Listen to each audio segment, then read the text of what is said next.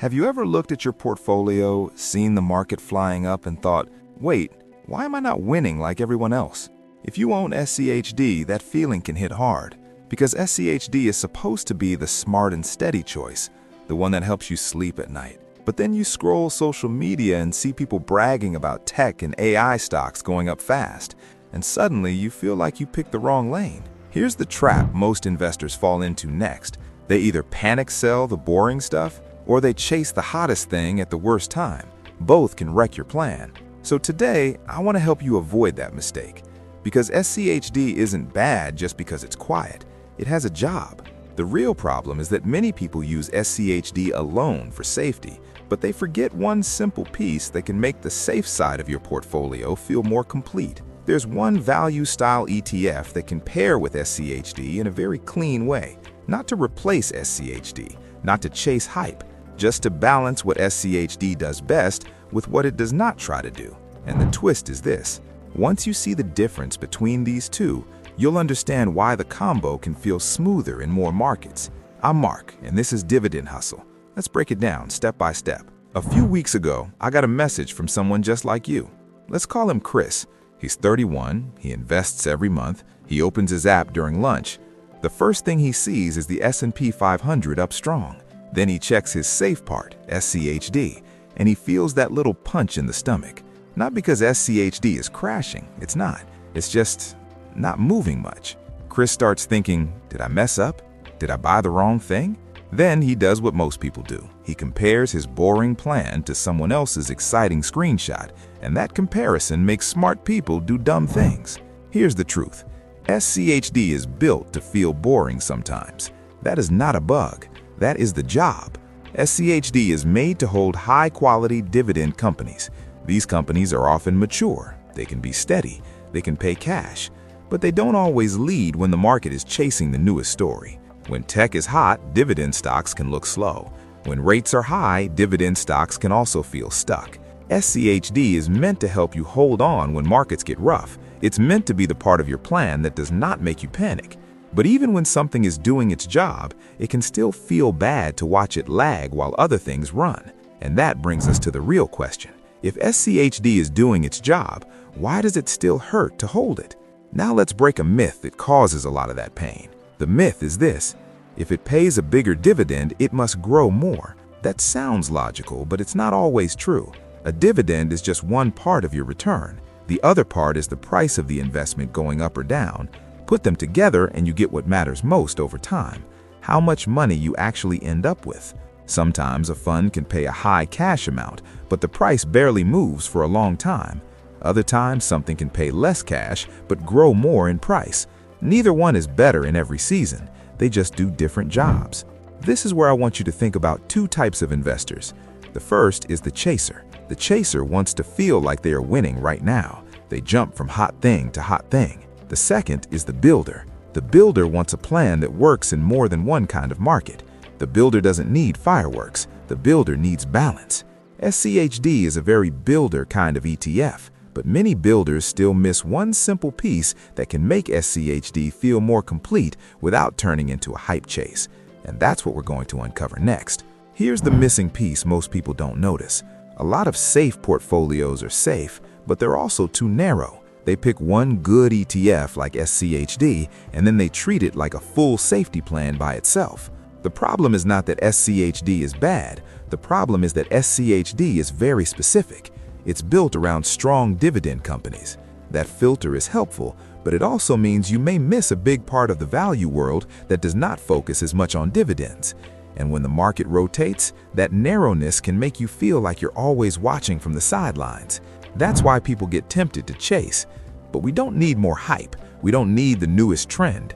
We need a different kind of value that can sit next to SCHD and fill the gap.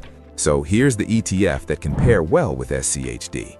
VTY, the Vanguard Value ETF. Think of VTY like a wide net over big US companies that look cheap compared to the rest of the market. Value just means the price is not sky high for the story. These are often older, proven businesses. VTY is not trying to pick the biggest dividend payers. It's trying to give you broad value exposure across a lot more companies. That's why it can match the job. It can help your safer stock side feel more complete without turning your plan into a trend chase. But now you might be thinking something smart. If they're both value, won't this be the same thing twice?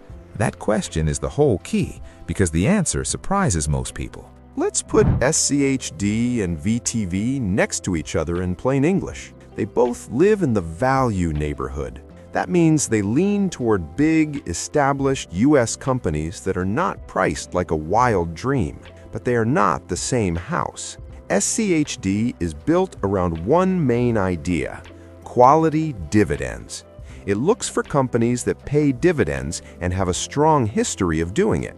It also tries to avoid weak dividend payers by using quality rules.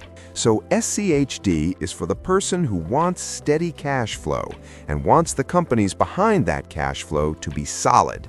VTV is built around a different main idea: a broad value basket. It holds a lot more companies, think hundreds, not around 100. And it does not care as much about who pays the biggest dividend today. It cares more about giving you wide exposure to large U.S. value stocks as a group. So, if SCHD is quality dividend value, then VTV is broad value coverage. Same neighborhood, different houses, different goals. Now here's the part most people don't expect. Even though they sound similar, they're not just duplicates. Yes, you will see some of the same big-name companies in both. That's normal because strong value companies can also be strong dividend companies. But there are also many companies that show up in VTV that SCHD does not hold because SCHD is picky about dividends. And there are companies in SCHD that might be smaller in VTV or not stand out as much because VTV is spreading across a much wider group. So the overlap is real, but it's not the whole story. You get some of the same names and a lot of different ones, which can help your portfolio feel like it has a smoother ride. You're not betting your entire safe side on one exact filter and one exact list. And that brings up the next smart question. Okay, if holding both can make sense, how do you actually split them without messing it up? Here's a simple way to think about the pairing plan without overthinking it. The key idea is this: taxes matter depending on where your dividends land.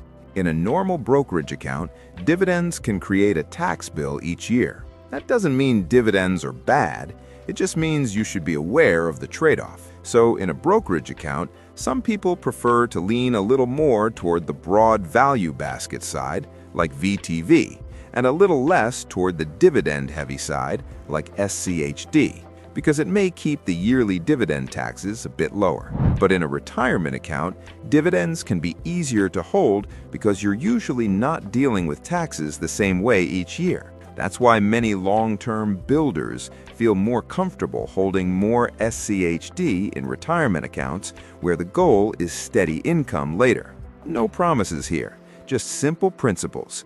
In brokerage accounts, be mindful of yearly taxes. In retirement accounts, it can be simpler to let dividends grow and reinvest. And if you're unsure, it's always smart to check with a tax professional for your own situation. Now, before you run off and add VTV next to SCHD, let me save you from 3 common mistakes people make. Mistake number 1 is chasing last year's winner. People look at what did best recently and assume it will keep doing that forever. That's how you buy high and feel stuck later. Mistake number 2 is adding too many safe funds that overlap.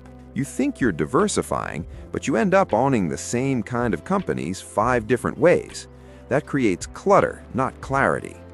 Mistake number 3 is changing the plan every month. If you tweak your portfolio every time you feel doubt, you're not investing, you're reacting. This is the emotional contrast that matters.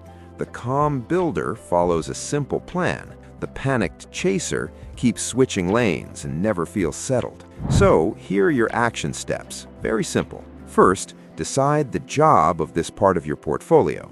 Do you want more income now, or do you want more balance over time? Second, decide where you're holding it, brokerage or retirement. Third, if you like the idea of pairing, pick a simple split between SCHD and VTV that you can stick with and keep it steady instead of constantly changing it. Fourth, review it only once in a while, not every day. Daily checking turns investing into stress.